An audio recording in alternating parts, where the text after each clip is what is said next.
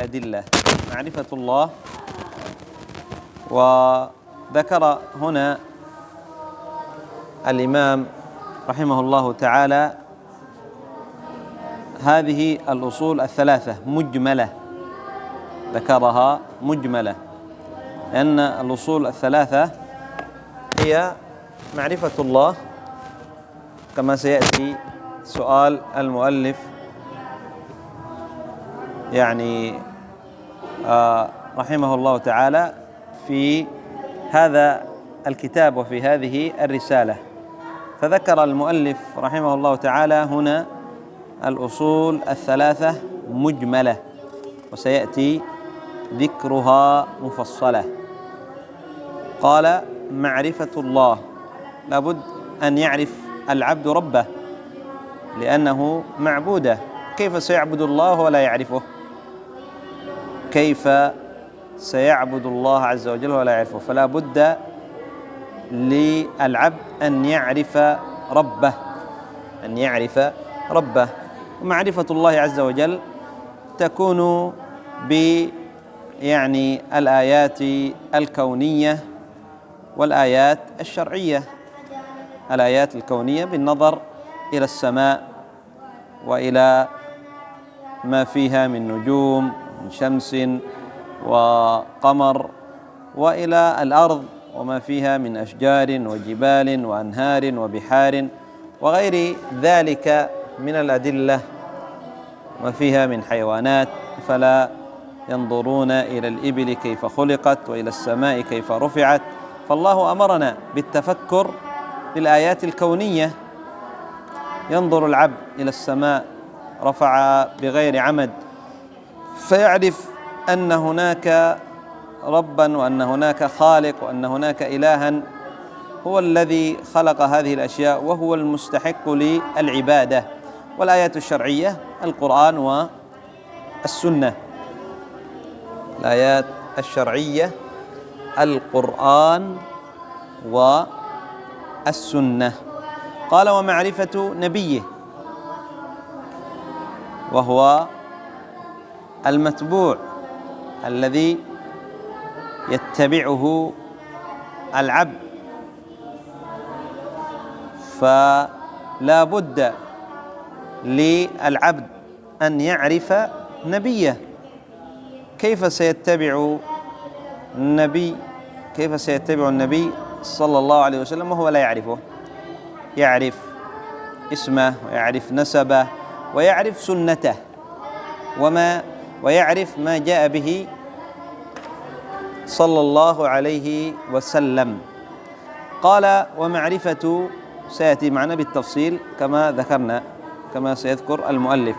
قال: ومعرفة دين الإسلام، معرفة الإسلام الذي يعني هو واجب على العبد أن يتمسك به.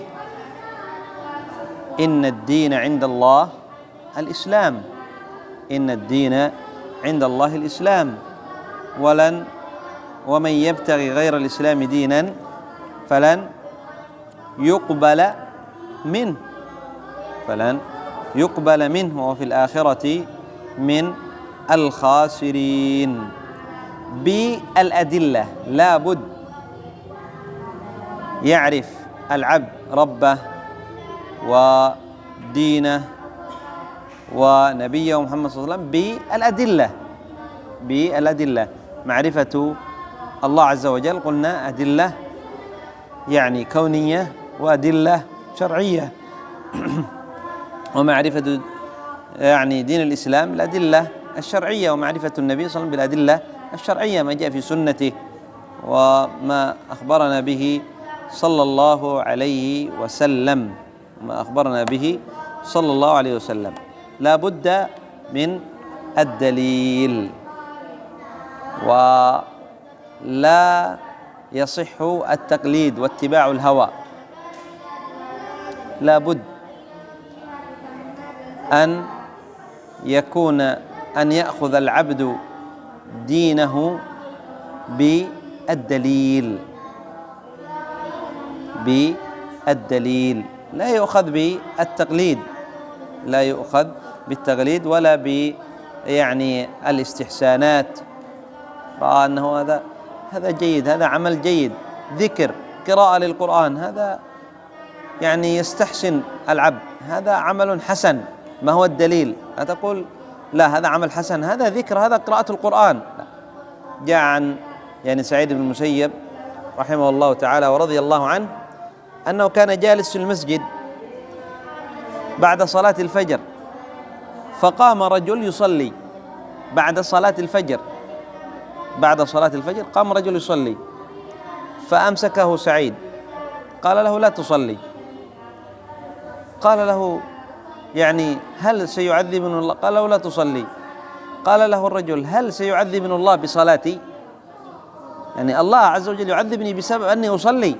هذا صلاة عبادة. هكذا يعني جاءت البدع والأهواء بسبب هذا، جهال، وبعضهم يعني عن يعني اتباع للهوى. فقال يعني الله عز وجل أنا أصلي لله عز وجل سيعذبني بصلاتي؟ قال لا، لن يعذبك الله عز وجل بسبب صلاتك، إنما سيعذبك الله بسبب مخالفتك للنبي صلى الله عليه وسلم. النبي صلى الله عليه وسلم يقول لا صلاة بعد صلاة الفجر، نهى النبي صلى الله عليه وسلم عن الصلاة بعد صلاة الفجر، صلاة نافلة مطلقة ما يجوز، لا يجوز. تكون في المسجد بعد صلاة، تصلي صلاة الفجر، صليت السنة قبل الفجر، قد صليت سنة الفجر، صليت الفجر، جلست بعد الفجر، قرأت الأذكار، أردت سأصلي، تقوم تصلي، ما يجوز، ما يجوز. النبي صلى الله عليه وسلم نهى، إلا إذا كان مثلا ما صليت السنة، تأخرت، ليس دائما، إنما في هذا اليوم تأخرت، عندما جئت أقيمت الصلاة ما صليت السنة، يعني بعض العلماء يقول لا بأس أن تصليها بعد صلاة الفجر، ولكن الأفضل كما قال يعني الشيخ ابن باز وغيره، يعني الأفضل الشيخ ابن باز يقول جائز أن تصليها، قال لكن الأفضل أن تصليها بعد الشروق، بعد الشروق. إذا كنت ما عندك يعني شغل بعد الشروق تستطيع أن تصليها، الأفضل أن تصليها بعد الشروق، لكن جائز أن تصليها. ومثلا يعني تحية المسجد، تحية المسجد، جئت إلى المسجد يعني خرجت أو جئت من مسجد آخر إلى مسجد، فيعني تصلي تحية المسجد أن لها من ذوات الأسباب.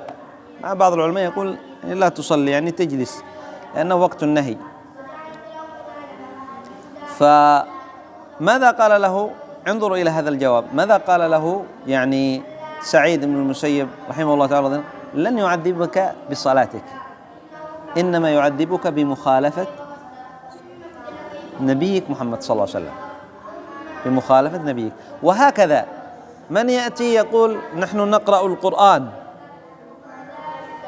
مثلا يعني في وقت واحد، يخصص وقت لم يأتي في السنة، أو تقرأ سورة مخصوصة لم تأتي في السنة كقراءة سورة ياسين على الميت، لم يثبت عن النبي صلى الله عليه وسلم، جاءت أحاديث لكنها ضعيفة موضوعة لم تثبت عن النبي صلى الله عليه وسلم. فبعضهم يقرأ أو يقرأ الفاتحة في يعني عند الموت، يجتمعون صح في البيت ثم يقرؤون الفاتحة على روح الميت، هذا لم يأتي عن النبي صلى الله عليه وسلم، هذا لا يجوز، هذه بدعة. قد يقول هذا قرآن ونحن نريد ثوابه، هذا لم يأتي عن النبي صلى الله عليه وسلم، سيعذبنا لا، لن يعذبك بقراءة القرآن، إنما يعذبك بمخالفة هدي محمد صلى الله عليه وسلم. الأذكار الجماعية يذكرون الله أكبر كلهم، الله أكبر، سبحوا يعني يسبحون سبحان الله كلهم، فيعني يقولوا هذا ذكر، نحن نذكر الله، لكن نعم هذا ذكر، لكن هل جاء النبي صلى الله عليه وسلم الذكر جماعي؟ لا، هذا من البدع، كما جاء عن ابن مسعود، كما جاء عن ابن مسعود رضي الله عنه وأرضاه، عندما جاء إلى أناس وهم في المسجد، أحدهم يقول سبحوا 100، يقول سبحان الله سبحان الله إلى 100، كبروا 100، هكذا. فقال يعني أو أنكم على خلاف هدي النبي صلى الله عليه وسلم، وكانوا على خلاف. كل هؤلاء كانوا من الخوارج، قتلوا مع الخوارج، لأن البدعة أول شيء تكون يسيرة بابتداع في الذكر في قراءة القرآن، ابتداع يسير إلى أن تصير البدعة كبيرة، يتدرج العبد إلى أن يصير مع مثلا الخوارج والعياذ بالله أو غيرهم. فلا بد من الدليل،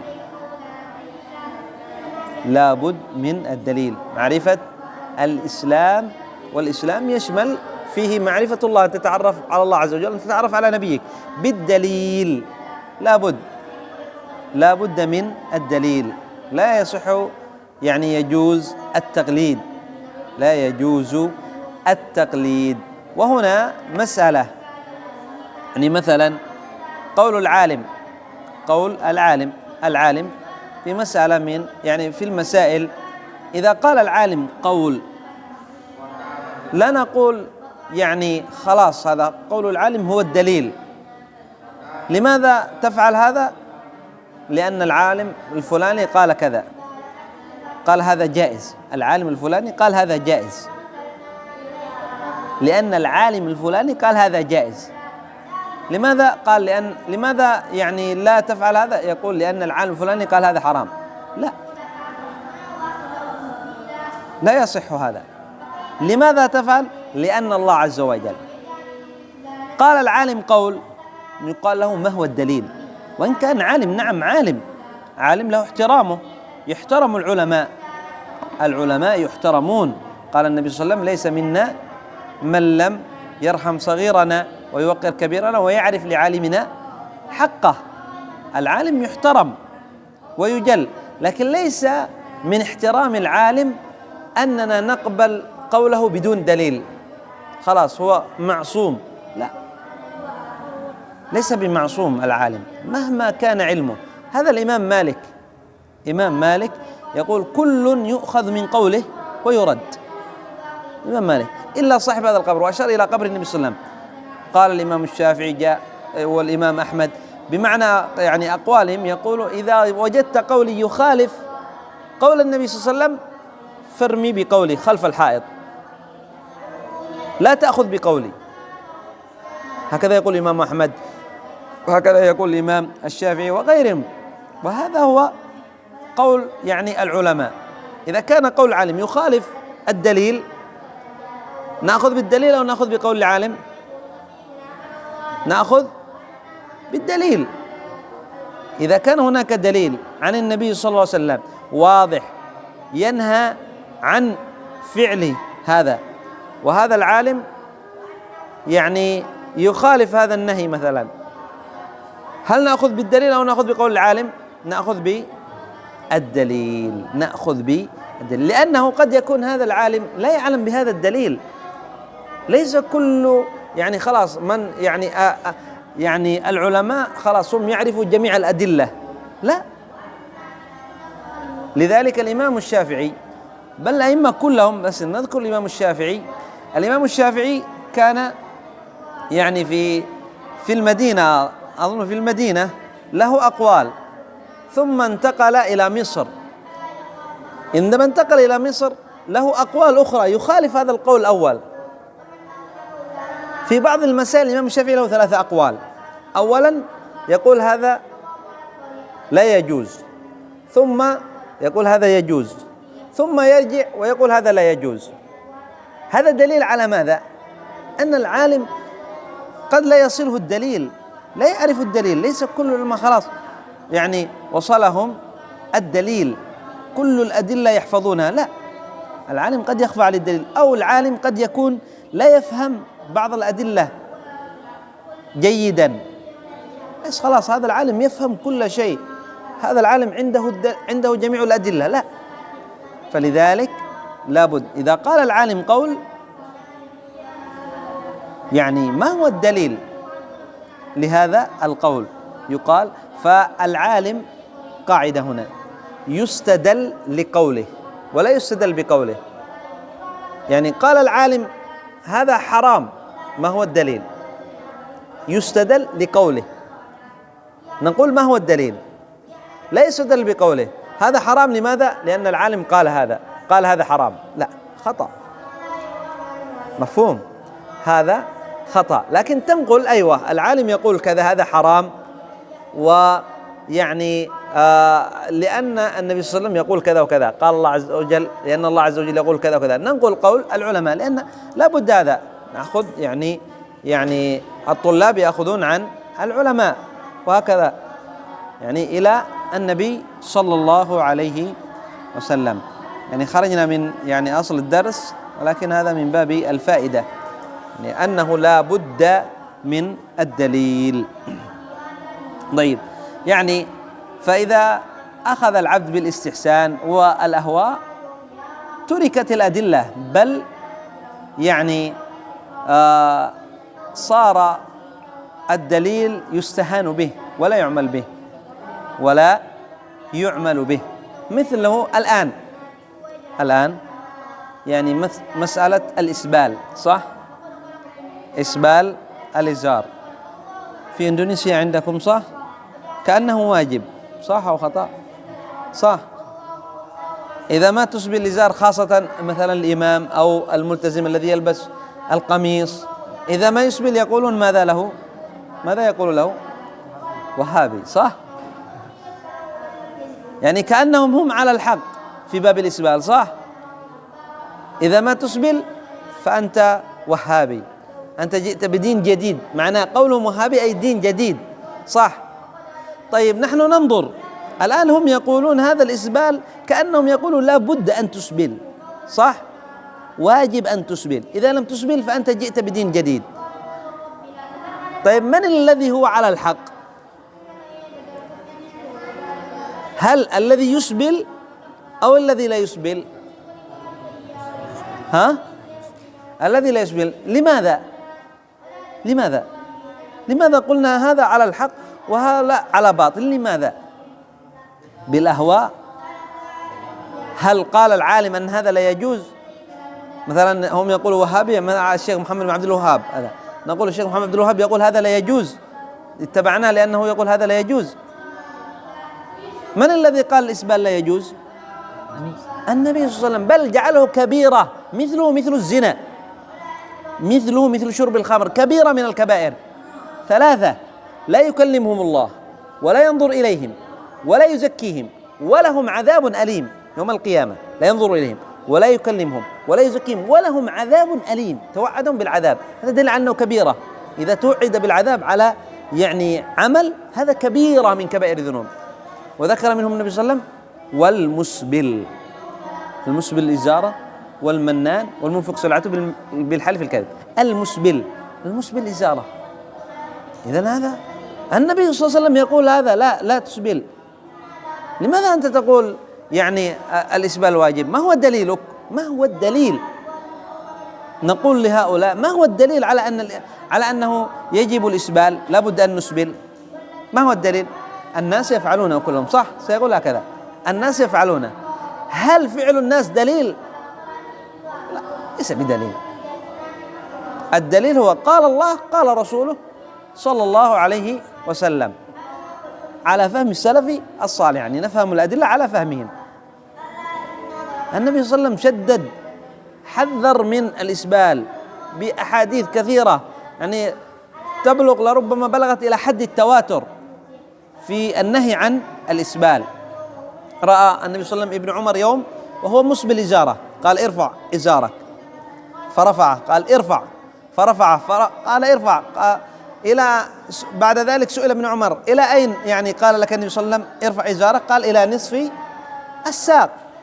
والذي الآن إذا لبس أحدنا إلى نصف الساق هذا رجل متشدد، صح؟ هذا رجل متشدد. لماذا يعني الناس يقولون هذا الكلام الآن؟ لأنهم تركوا العمل بالدليل وعملوا بما عمله الناس، رجعنا مثل يعني أفعال الناس مثل ما كان يفعلها الجاهلية. أهل الجاهلية لماذا تعملون كذا؟ قالوا وجدنا عليها آباءنا. وهؤلاء كثير من الناس اليوم هكذا، وجدنا عليها، الناس يعملونه، الناس يفعلونه. فعل الناس ليس بدليل، لا يحرم حلالا ولا يحل حراما، فعل الناس، فعل الناس. فيعني هذا بيان أن الواجب على المسلم أن يتعلم دينه بالدليل مع الأدلة من الكتاب والسنة، من كتاب الله عز وجل ومن سنة النبي صلى الله عليه وسلم. طيب لعلنا أطلنا أو نكمل هذه بقليل. قال الثانية العمل به، أي أن تعمل بهذا العلم الذي تعلمته، أن تعمل بهذا العلم الذي تعلمته، وهذا هو الذي ينفع. العلم الذي ينفع هو العلم الذي يعمل به صاحبه، أما إذا لم يعمل به فهو حجة عليه يوم القيامة. قال النبي صلى الله عليه وسلم: والقرآن حجة لك أو عليك. حجة لك إذا تعلمت وعملت به، وحجة عليك إذا تعلمته ولم تعمل به.